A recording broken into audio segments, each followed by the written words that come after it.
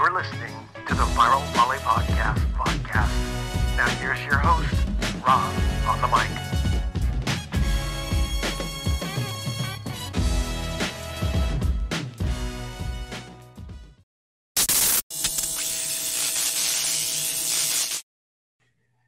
Hey, good day, everyone. I'm Rob Sparrow with the Viral Volley podcast. And as always, it's kind of weird to say we're ready at the finale of the 2021 Division I-2 men's volleyball season.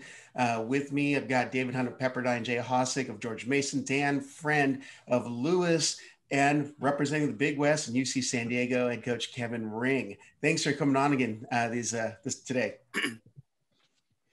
So I'm going to start off with probably one of the big matches of the year, and that's with our guest coach, Kevin Ring from UC San Diego. Your team was able to do something that no other team has been able to do this year, and do it in Hawaii, but upset the number 1 seed, the Hawaii Rainbow Warriors, in Hawaii in the semifinals of the Big West tournament. Can you talk about that moment of this season? Yeah, we play such a tough regular schedule, in the Big West. We only played Big West opponents this year. And I think at that point we had played Hawaii 4 times already during the year.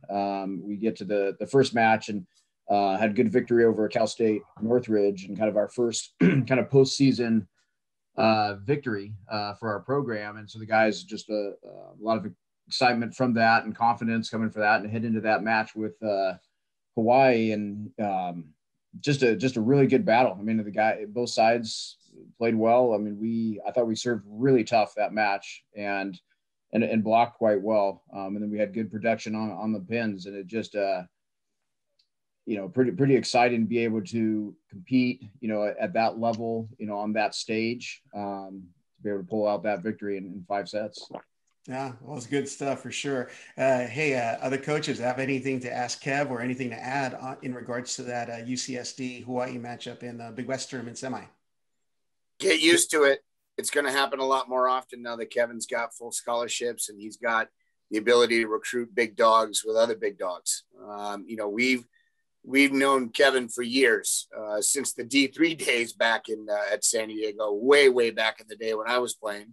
And then obviously they moved up to D2 and then to D1 and then in the Big West. And finally the AD and the university and everybody decided to fund his program the way it should be funded. And I don't necessarily know how many he's got, but I'm assuming he's at 4.5 like everybody else now. He can go out and recruit big players that can go into his school and make an impact immediately. The fact that his program over the years was able to beat some teams and kind of make a name for themselves as kind of an underdog to watch out for. It's a testament to his training and how he runs his gym. I mean, that's a real program change that you're going to start to see a lot more often in the top 15 and in the top 10. And don't be surprised in a few years, he's going to start pushing for a Big West championship. That's a program that is fun to watch, and they're on the rise. Anyone else, gentlemen? No, congrats to Kev. That was a fun match to watch. I watched that whole match, and his guys gutted it out. And Kevin had a great group last year, and unfortunately all got hit by COVID. And then a shortened season. So I think it was tough for any of those teams that weren't getting as many matches. And then finally you saw that group starting to peak a little bit in terms of how they were playing and everything.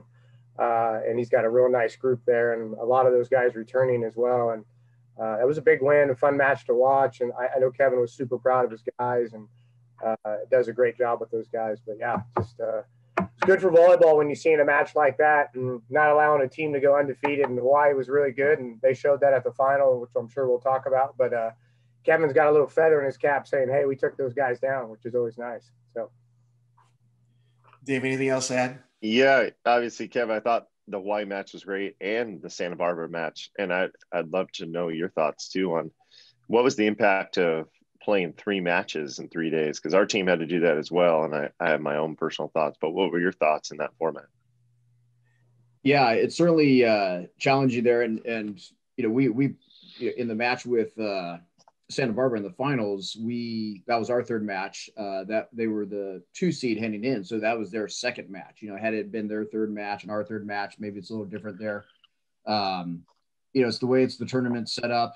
3 days. And so I think the importance of kind of shows, when you're playing at that level, the importance of the regular season to try to be the 1 or the 2 seed in how it's set up for the Big West, with the 6 teams, and you get the 1 or 2 seed, you get that kind of bye in that first round.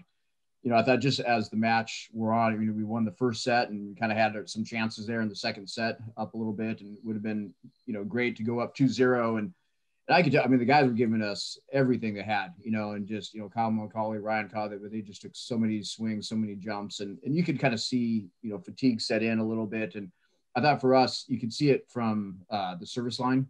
I thought we missed, kind of a higher percentage of serves than maybe we might typically miss in a game there. So, credit Santa Barbara, they won the match and earned it, but certainly challenging to just go and just the excitement for us to go from you beat Northridge and then you beat Hawaii, and then now you got to turn around and do it again there. So, tough to do that, but that's the nature that we're in. Yeah. And for people that don't know, your team's always hit in and serve in. I don't think you have one of those philosophies of just get back there and miss 40 serves a match. So I saw it there too. All of a sudden I thought around the end of the second set there were more missed serves than you would have liked or other coaches would have liked, for sure. But a nice match played by you guys. Yeah, thank you.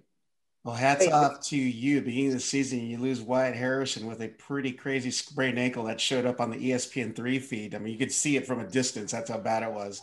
But then hats off to Ryan Koss stepping up this entire season and really becoming a really good offensive threat for your team.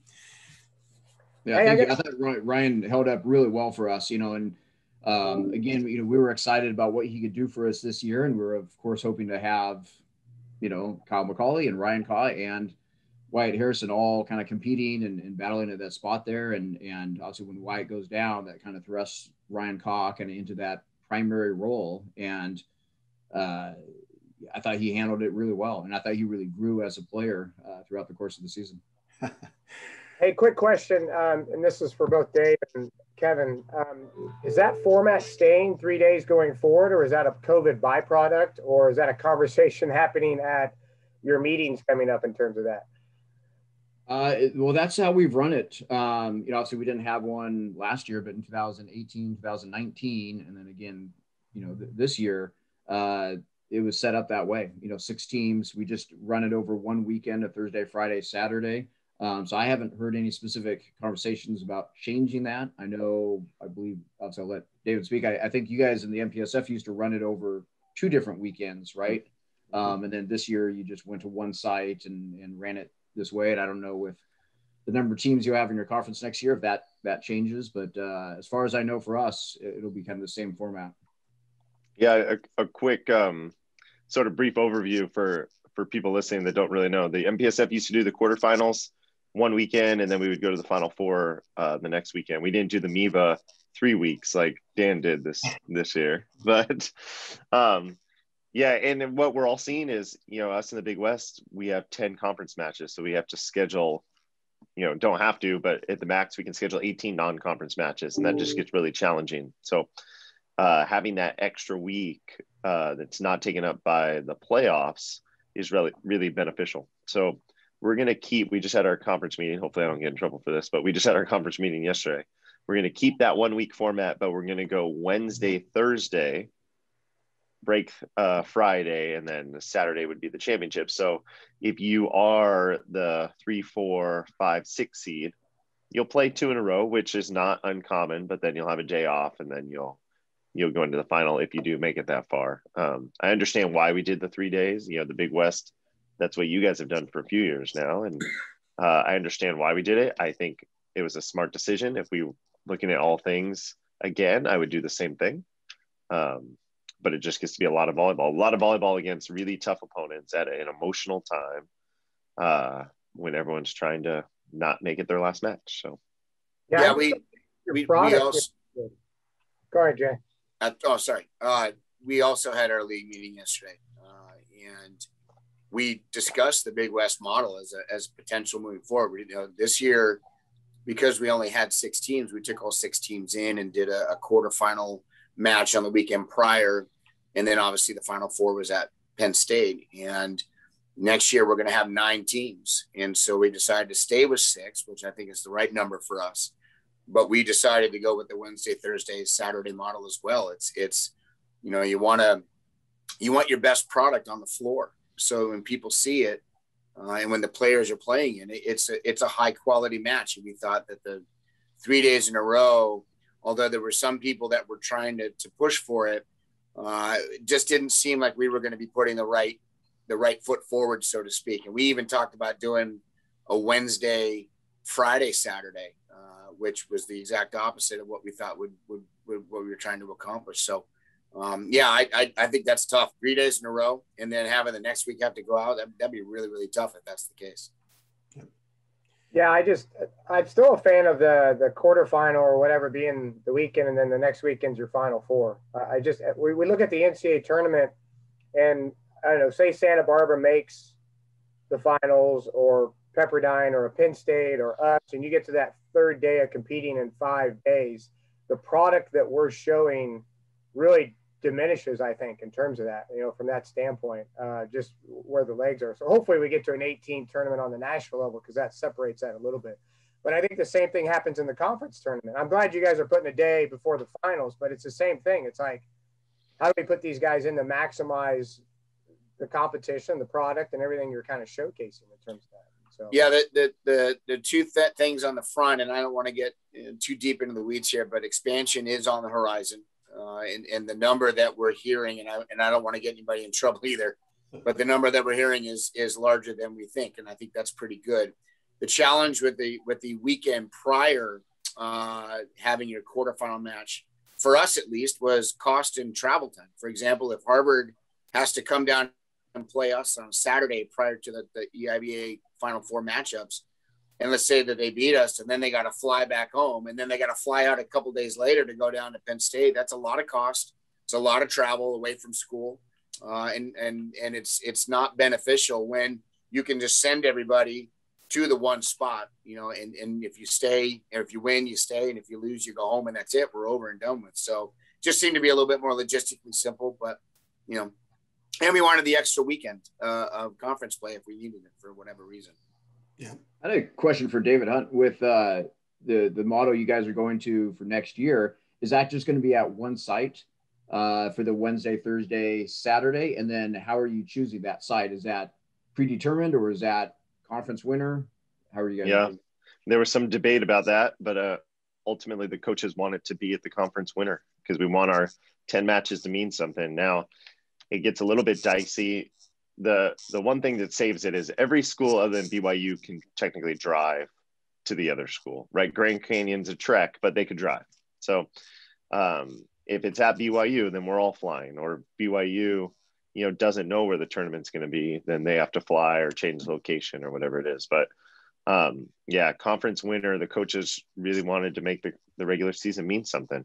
And we talked about, what if the winner is, or the host isn't in it, or the host loses, or just the ability to put on a good event. BYU put on a great event this year.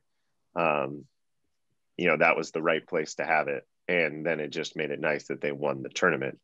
Like with the Big West, you guys have had it, Hawaii, Long Beach, and those teams, I think, all won the years that they hosted, if I'm not mistaken. But now it's what happens if somebody else hosts and they're not in it. So it gets a little bit messy in that regard if we go down that road, and ultimately the coaches just voted to stay with the winner. Yep. Well, hey, let's move our conversation forward to the NCAA Championship weekend in Columbus, Ohio. Let's talk about some of the matches that caught your eyes during the week that are not the championship match. And I know that half the faces on here were in there and didn't quite advance. The other half just watched closely and bickered on text threads. So let's start with Kevin on this one. Thoughts, eye-catching match that was not the championship match. Yeah, I mean, of course, it's being in the Big West, looking at the Big West teams, but I think we played 18 matches on the year. 11 of them were against either Hawaii or Santa Barbara. So I had seen those teams a lot. So I was very excited to see some other teams. I caught some teams just throughout the season, just pulling up and just watching a few matches through volumetrics. but you know, you didn't normally when I'm scouting, if I'm going to go play Pepperdine and they've played some NEVA teams, or you get to see so many other teams just in your preparation. And so didn't have that this year, only playing Big West conference play. So the semifinal with Lewis and BYU, I was really excited to see that. And, you know, see the, you know, two highly ranked teams going at it. Obviously teams in two different conferences that hadn't seen each other during the year. So that for me was a match I was pretty excited to see, you know, obviously prior to the finals. Yep. How about you, Jay? I'll be honest. I thought the Lewis Penn State match intrigued me the most, and not because I expected it, which I did, to be a high level match, but I was really still a little bit confused as to how Penn State didn't run their middles that often. And Fisher and Wildman looked pedestrian almost against the giant block that Lewis puts up. I knew it was going to be a challenge. I knew it was going to be something they weren't used to seeing that often. But I thought Lewis did a real nice job of controlling those two. And although there were some moments where, you know, Fisher was bringing some heat and Wildman was bringing some heat, I was also surprised by the level of serving. I thought it would have been a little bit higher from Penn State. I'll be honest with you, and I still think, you know, Lewis wins the match, but I don't think Penn State played their best match of the year. But that's a credit to Lewis. They took him out of system and they took him out of their game that they used to, and for whatever reason, Penn State kind of ran out of gas, and Lewis moved on. And I thought that was the match that intrigued me the most. All right, let's go to Dave. Yeah, the biggest one that stood out to me, that's similar to Kevin, we saw BYU about 12 times this year. The biggest one to me is how BYU didn't come close to playing their best volleyball in the entire tournament.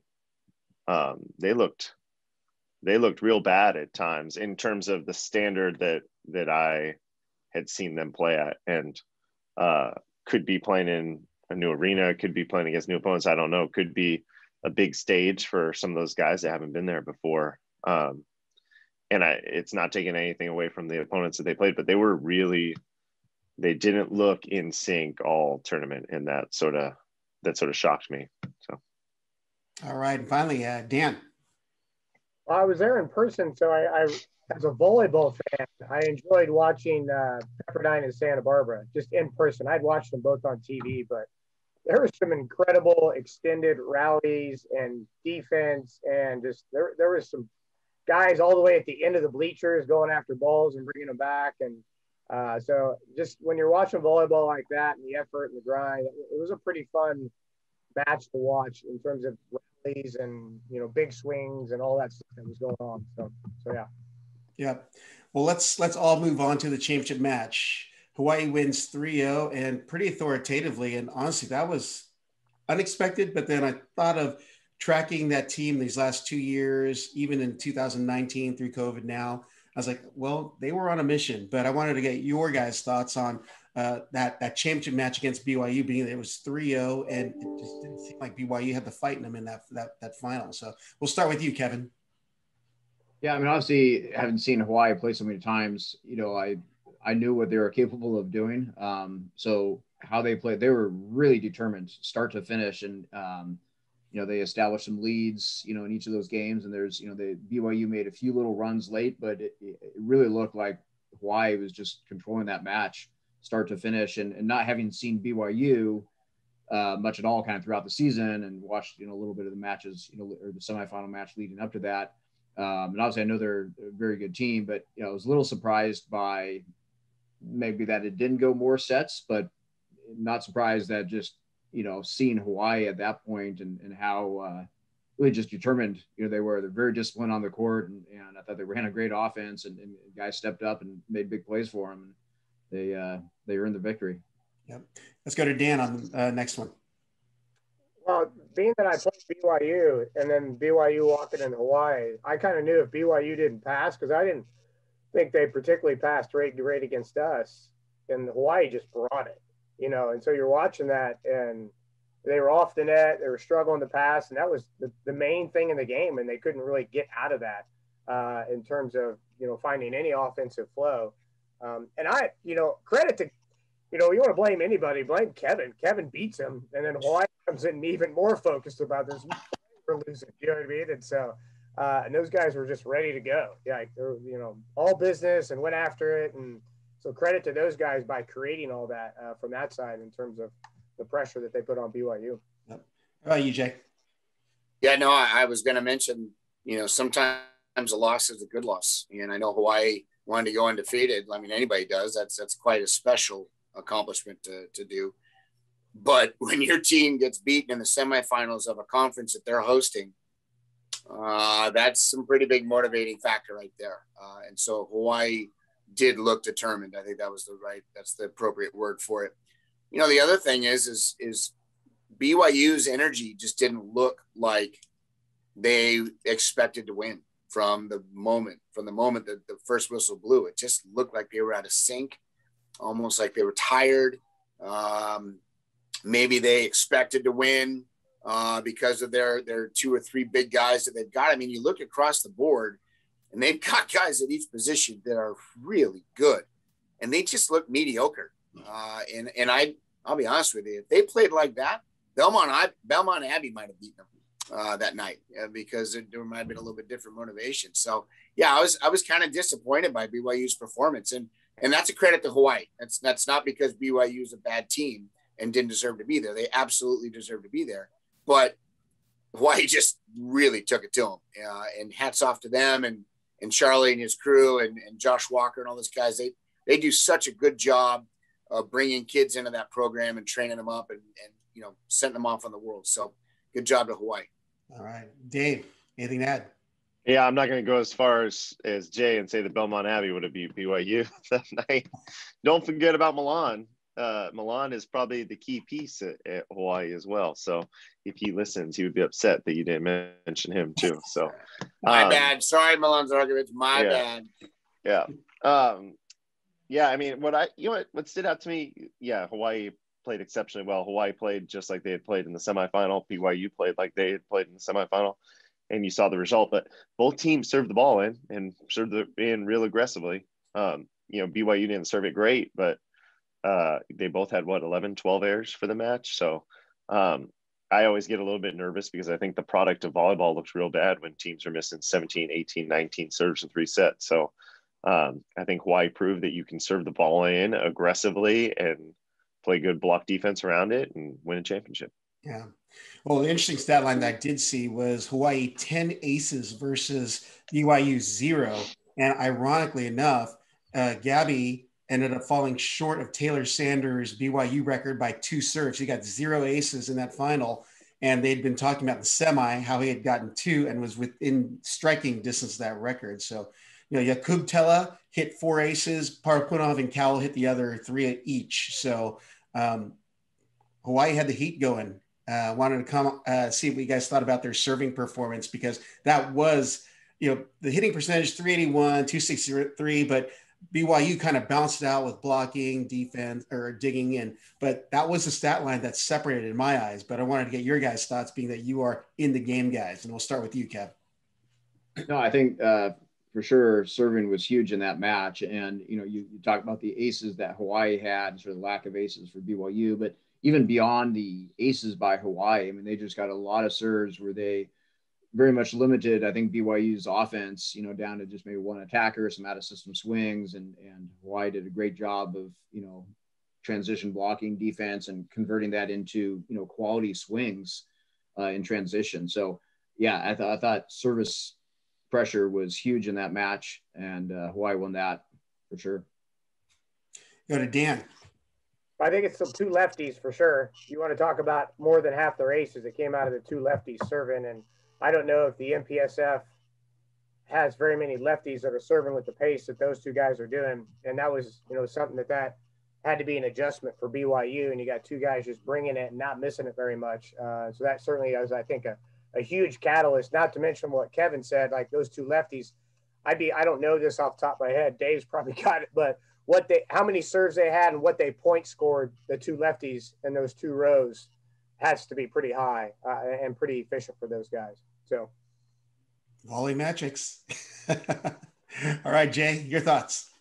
Parapunov and Gabby were hotly contested for Player of the Year, and there was a lot of arguments both directions. And I think Parapunov left no doubt that he was the guy that should have won it. And if anybody had any question marks, he definitely showed that he was the guy that night that should have gotten player of the year, and well-deserved. And how about you, Dave? Yeah, I just keep going back to a lot of times young servers, they score 1 or 2 points and they want to hit it harder. And what I saw from Hawaii was they kept consistent pressure on them. And some of those aces were not, 72 miles an hour. They were snapped to a guy or snapped between guys. And and then as Kevin was saying, it wasn't just the aces. It was all the times that they pulled them on. BYU's in-system passing percentage was real low for that match, well below what they had played at all year. So credit to Hawaii for that. Yeah, they made Gabby hit a human hitting percentage in the 280s. So that was kind of a shocker to see, but, hats off to Hawaii on that serving performance. I wanted to look back at the 2021 season. What did you guys see as positive things in your eyes that happened this unique, unprecedented, those words that keep coming up, and we've had to deal with some adaptations, changes, and so forth. So let's start with you, Kevin. I mean, just a positive, just the ability to play. I mean, once I know, like throughout, last summer and then into the fall, trying to figure out like what's our schedule going to look like. I remember, David Hunt and I had numerous conversations, and we were talking about we'd love to schedule a match, and was it going to happen or not, or when we were going to be allowed. And he kept checking in with me, and I appreciate that. And of course, and then, the Big West, we go to, just a conference schedule, and a lot of the other conferences ended up kind of doing the same thing. So, but once we got a schedule in place and we were able to play a few sort of non-conference matches against other Big West opponents, we didn't lose a match, we didn't have to cancel any matches at that point. So all the protocols, you have to go through, they work for us. We got through a few early matches through our conference regular schedule, and then the conference tournaments. Just the ability to play and run it through a championship at the end of the year, I thought was huge. And after all these guys kind of lost out on that last year, so I was very appreciative of the fact that all the effort by a lot of administration and medical staff and athletic training room and everything we go through to kind of make this happen. And I think men's volleyball had a good run this year, even though it was a shortened season. How about you, Dan?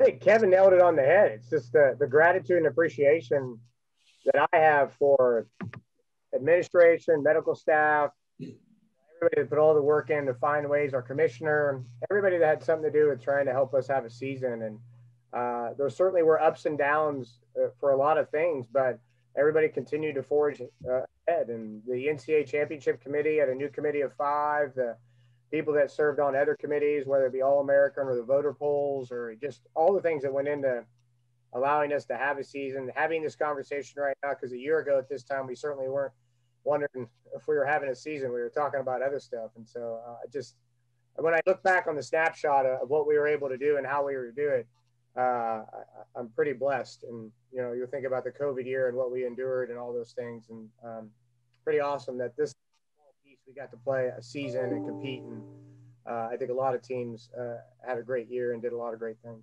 So, yep. Jake? Key word for me is adaptation. And I would bet dollars to donuts that every one of these coaches on the screen in front of you talked about it with their teams and their team's ability to adapt to whatever was thrown at them, whether it was a different serve and pass time than what was on their schedule, or maybe a different start time of a match, or maybe a little bit of a challenge with travel to an opponent, or maybe they had to deal with some COVID issues of their own, whatever the case is. The ability to be able to continue to play and get it, right the ship and keep moving forward. Adaptation's huge. And I think all the players that got a chance and the coaches that got a chance to be a part of this season, they're going to have some experience to draw from in the future when some challenges come up.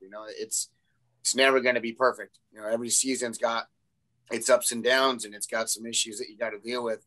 But man, oh man, over the course of this year, and Dan nailed it, all the people, the support staff and the people around us that worked tirelessly to be able to let us have a season and let us be able to go out and play and have fun and smile for a couple hours. That's pretty remarkable. So I think that for me is the real positive of it all. And Dave. Yeah, I want to echo that gratitude sentiment. Me and our trainer are real close now, so I appreciate that. Except it took me back to the days of, your mom or dad would call you and you were somewhere you weren't supposed to be when you were younger, and you sort of have that feeling drop in your stomach every time our trainer called. I just I probably said a word that I shouldn't have said, but then, hello, making sure nobody tested positive or anything like that. And then actually, Kevin alluded to it. I had a lot of coaching conversations with fellow coaches, and we know that men's volleyball is a tight-knit community. But I really value that I got to know a lot of the coaches better over all of this, dating all the way back from a year ago. So I'm actually really thankful for that. I'm a pretty reserved guy when I'm out recruiting. I don't say much. I've known Jay and Dan for a long time, so I say more to those guys than other people. But now I feel like I have some closer friends in the coaching community, which is a cool thing. You always want to enjoy the people that you're around when you're working, even when they're the competitors. So I'm thankful for that. Well, with that, I feel like I shouldn't even mention the negative part. Instead, I'll just go to the griping. I'll save that for the very end of this episode here then. The feel-goods and the unicorns and all that are flying around me now. Let's go to 2022. What should we expect to see in 2022 with numerous COVID seniors graduating and moving on? And I was thinking about, isn't there going to be a backlog of new faces, newcomers, plus your current recruits and guys who had to redshirt and do the COVID year thing?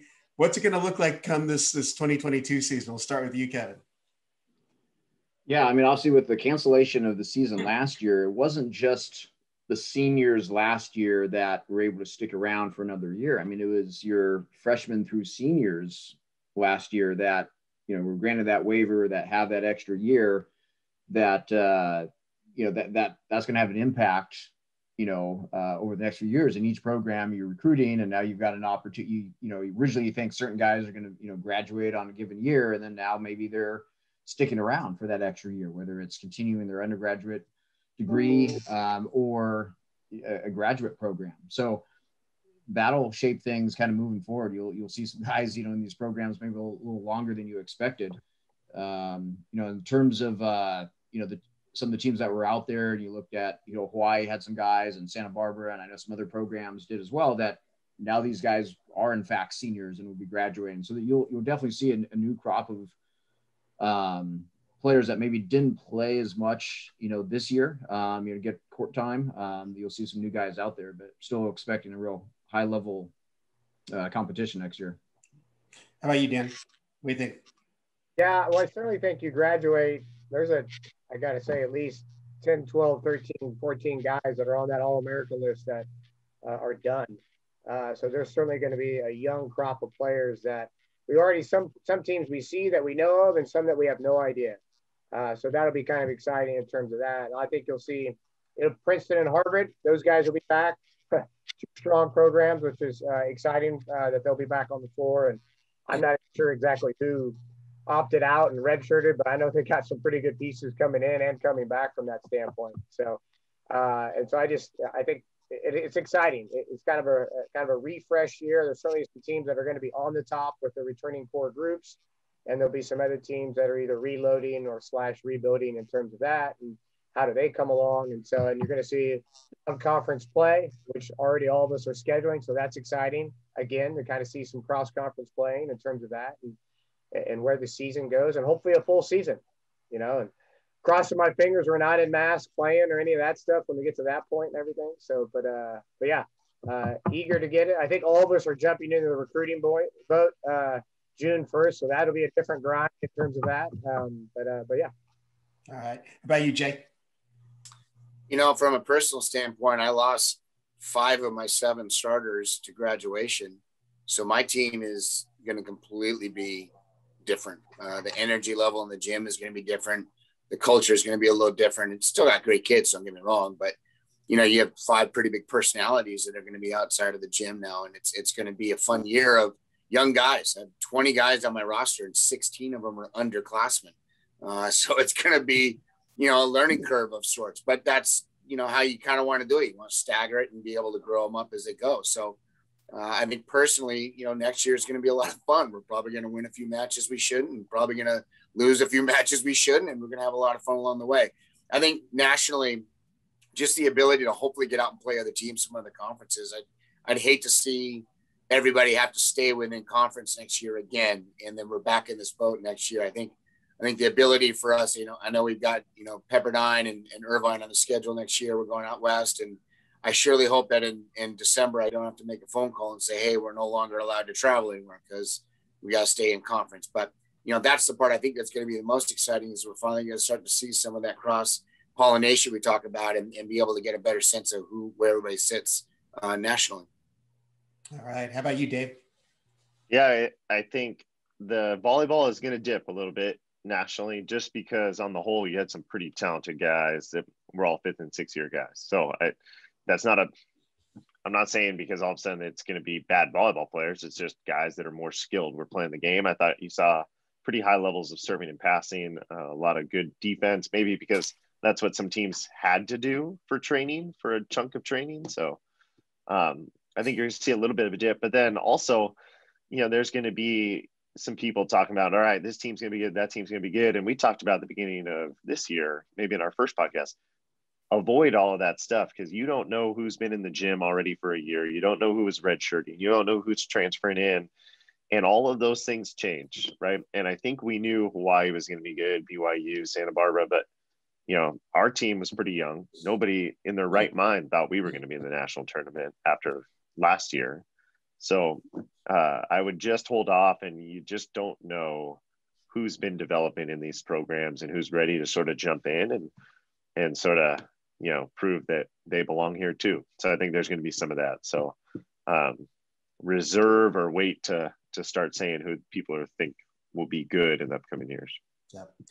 Well, one of my subtopics, or two of them, were cross-conference play and in-person attendance. And you guys have alluded to you're already scheduling cross-conference matches. And I will say, from an in-person attendance standpoint, especially since California was still kind of locked down and not allowing fans, UCI men's volleyball sent out a social post yesterday saying they're selling season tickets for men's volleyball.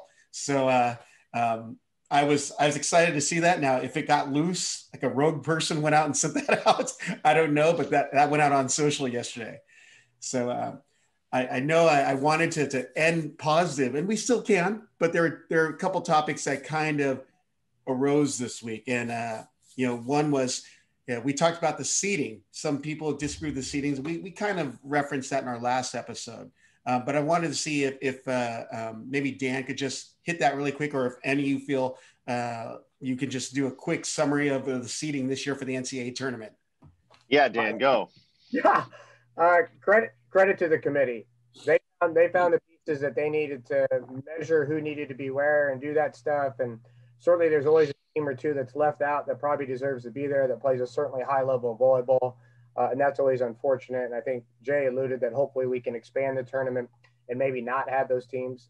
But I thought the seeding worked out exactly how they had it seeded, and so they knew what they were doing, and that's how it played out. And so I thought they did a good job with that, and the best of their ability. And first time we had a 5-person committee, Costi was on there and Ryan Boer was on there. So that was awesome. And I had lots of dialogues with the committee, and so it's exciting to have 5 people on the committee and a couple of coaches who kind of know the sport and know teams. And so that was another thing that probably helped out the committee in terms of that, versus, certainly there's a couple administrators that are volleyball. One's a volleyball player and volleyball fan, but having 2 coaches is even better in the sense of that dialogue. But no, I thought the seating was good. And like I said, Roy, think about where we were 10 years ago. There were 4 teams, not 7 teams.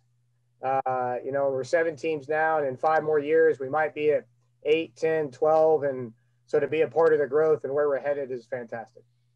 Well, the reason why I selected you, Dan, is because you have all those AVCA awards behind you, and I figured you kind of know something. Well, maybe. So some days more than others. So anything else to add, gentlemen? Yeah. The beauty is, if we go to 12 teams, and it's not going to happen next year. Let's put that out there in the ethos right now. All the volley talkers will start talking about, next year we're going to have 12. We're not having 12 next year. But we could be at 12 in 3 to 5 years, maybe. They're not going to say we're going to 12. They're going to say Jay's crazy is what they're going to say. They will. But, hey, in 3 to 5 years, don't be surprised that we're at 12. And the real reason behind that is the conference growth expansion. There's, like I said, a couple of conferences out here that are looking to break off pretty quickly. And there's one that's the SEAC is starting literally next year. So that's 3 conferences within the next 3 to 5 years that will cause the expansion to have to happen, because there's a certain percentage that you have to have AQs and a certain percentage you have to have of at-larges. When that happens, though, and this is what the point of my thing is, even though people are complaining about a team that didn't get in this year, when we have 12, or if we have 12, then the people are going to complain that we're 13th and 14th. And so it's never going to end. You're always going to have somebody upset. Part of the beauty of it, you can have the dialogue all day, but in the end of things, the committees are going to do their job, and everybody's going to have a spot that deserves to be there. Yep. Is that anything to add, David or Kevin? Nope. All right. Well, the other hot topic is this, and I caught this because it's trending on Twitter, and some people who are really into data started to collect some stuff. But obviously, the NCAA Men's Division I-2 Championship Week occurred the same time as the Collegiate Beach Championships in Gulf Shores, and they did a comparison of coverage just from Twitter. But for the most part, if you go across the social media platforms and the websites, it have a very similar trend. But 164 tweets on 3 days of the Collegiate Beach Tournament, 6 for Men's Division I-2 Championship Week. And then if you look at the TV coverage, every single duel and every single match within each duel in the Collegiate Beach Tournament was on ESPN3. And as it got closer to the finals, ESPN2, and then ESPN, I guess it was ESPNU. For the men's, it was first 2 rounds, NCAA.com, and then finally made it with Barney and Paul onto the ESPN feed. So I wanted to get your guys' thoughts as coaches as far as what's happening with the marketing and on the men's side of things. And I hate to put such a hot topic in your laps, but I'll just say, if any of you feel like they want to take it on, just, jump in. Rob, I'll start off. You saw it coming when the NCAA in December changed their Instagram and their Twitter handles from NCAA Volleyball to NCAA Women's and Beach Volleyball, right? They made that conscious change. You go on their Instagram page, they used to have men's volleyball. We did a few takeovers, Instagram takeovers and stuff like that. They had some posts, and then they stopped. I'd say they did that feature where they replayed a lot of the national championships during COVID because they needed some content. And then they, in December, they decided to do that. So that's a conscious decision that the NCAA or whoever runs those, I don't know if it's the NCAA, but whoever runs those accounts made. And I think it's crap, and I have stronger words to voice that. And the other thing, I think all of us, none of us are going to run to Twitter and start, bitching and complaining. But then I look at some of the women's coaches and some of the stuff they were getting upset about, the Nebraska coach, the Wisconsin coach, like, that's horse crap. Like, they're over there complaining they didn't have 64 teams. They had to drop it down to 48 teams. We got our tournament canceled. They had theirs delayed. Like, come on, guys, like, wake up, pull your head out of your ass. And it's infuriating. I could go on for a while in terms of that stuff. And unfortunately, it's not the people that are helping run the championship. Like Ethan Walker, the guy that ran the championship, did an amazing job for men's volleyball. So he's not the one that's over there running the Twitter and all that stuff. But it's a bummer because it's going the wrong way for sure. Yeah. Anything else, gentlemen? Well, I agree with a lot what Dave said. I think it's a little frustrating. I think the 2 different topics you're talking about, ESPN contract is different than the NCAA stuff. And so the ESPN contract changed a couple years ago where the semifinal rounds would be on NCAA.com and the finals would be on an ESPN platform. And then the play-in rounds would be on the host institution, which we were fortunate enough to have Big Ten Plus, and they had some announcers and they did that stuff. So that was really great by Ohio State in setting that up. So it's a bigger thing, and men's volleyball is such a small piece in that overall ESPN contract that was a few years ago.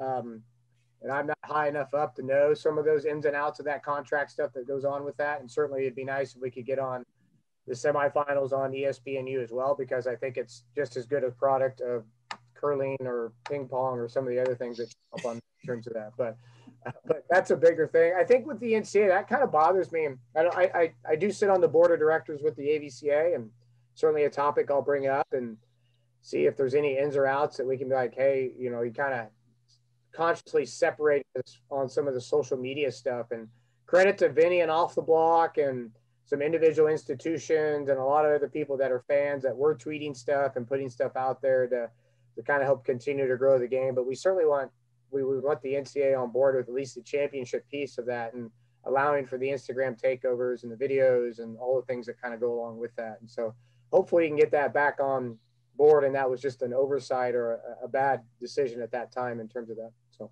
yeah.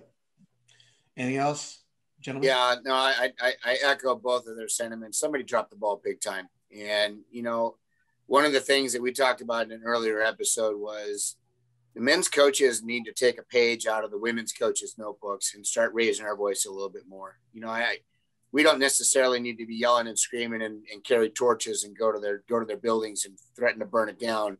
But we definitely need to be speaking up a little bit louder. That's unacceptable. Our product is really good. We're expanding. We're the fastest expanding collegiate sport right now. Let that sink into the NCAA's minds. We are growing at a rate that is faster than any other sport right now. And we need to be taken seriously. And we've been the redheaded stepchild. And again, no offense to the redheads out there, but we've been the redheaded stepchild of women's volleyball forever. And it's time that we stop allowing ourselves to be that and start stepping out of the shadows a little bit and saying, hey, we deserve to be at the table. We deserve to be treated equally. You know, the women, the basketball tournament complain about not having weight rooms at the level that the men's tournament does. Well, we need to be having the social media presence that the women's teams have. That's plain and simple. And so, you know, when we start doing that, we start speaking up, you know, we might get a little pushback at first, but somewhere down the line, it's going to loosen up some people's minds, and they're going to start doing what we expect them to do. Yep. Hey, a quick just add on, and people don't know this that are probably listening to this. So like when the championship expanded in 2014 and you were a play-in game, it was like it didn't exist. They didn't even put NCAA signage up. They wouldn't put the signage up. You didn't get a momentum. So at least like credit to Ethan Walker and that group that we talk about. Like now when you go and you're in this play-in, and that was one neat thing about Belmont Abbey being there, they got to experience that as well, that all the signage is up. Everybody got some type of memento. They made you feel a part of the championship experience. And I know it's a little off topic, but just that has slowly changed. And I think it's a credit to that committee and Ethan Walker and everything by changing that. So, yeah. You know, and I was talking about these viral things, right, that were on. I saw somebody compare, hey, here's what men's basketball got in their little swag bag that all these athletes got and all this stuff. I told our guys they should take a picture of that cool Powerade water bottle that they got, you know, inside their backpack. I mean, it just drives me. Now, don't get me wrong. I'm not advocating for our guys to go on and start doing that stuff. And do I think the athletes need a bunch more stuff? No, I don't think they do. But I thought it was ridiculous that people were great. Oh, look at this. Look what this person was given. I'd love to see what, you know, the women were given in Omaha. And see if it was just one water bottle. And I think our guys got a little bit of an inflatable ball that they sell at the club tournaments. But hand sanitizer. Oh yeah. There's plenty of that nowadays too. Well, I'm going to brag on the 2008 national championship that was hosted at UC Irvine because we actually threw in a pair of rainbow sandals. Yeah, right back. So, I think the schools that are hosting have something to do with that purchasing as well. It's not the NCAA that is making those purchases, but the host schools, and it's funny you mentioned that, Rob, because people talk about that all the time. The school that's hosting should add something with a little bit of flavor from the town that they're in. You know, I mean, if you're at UC Irvine, a pair of rainbow flip-flops, are you kidding me? That's the coolest gift ever. You know, maybe a beach chair if it's held at, you know, UC Santa Cruz. How cool would that be? Got a little plug in there for my alma mater, by the way. Well, next year, I could see a lot of extra Under Armour gear being thrown in the bags just randomly. You know, it being at UCLA, I hear that's just sitting around. Well, hey, gentlemen, I think that's a good spot to end. But I know that your teams are getting back onto the grind. Actually, Kevin and I ran into a little birdie of yours, and I said, "Yeah, I got to drive back down. We're back in the gym already." So. Gentlemen, I'm looking forward to what the 2022 season is going to bring, and I cannot thank you all for your time and your efforts this season. It's made such an entertaining year, and Kevin for coming on and representing the Big West, and hopefully I can get a more regular Big West person on. Nip has offered, Al's offered, and now you and Rick was on last week, but we couldn't have them on at the same time as David since they're playing each other. So, you know, just happened to work out. that we're going to bring other conferences. Maybe the next expansion is Conference Carolinas. Maybe I can get connected with someone there and get them all on board, and we'll see in the SIAC being the new conference. But you guys did phenomenal work this season, not only here on the podcast, but on your teams. It's made such an incredible season. I love seeing the competition, even though it was shortened preseason and training, but I mean, to me, it was still great ball. So excellent teams. Appreciate your time and efforts this year, gentlemen. Thanks, Rob. Thanks, Rob. Appreciate it. Hey, y'all. Thanks for listening to today's episode of the Viral Volley Podcast. Be sure to follow Rob at Rob on the Mic on Instagram, Twitter, and Facebook, or at robonthemic.com. Check you next time.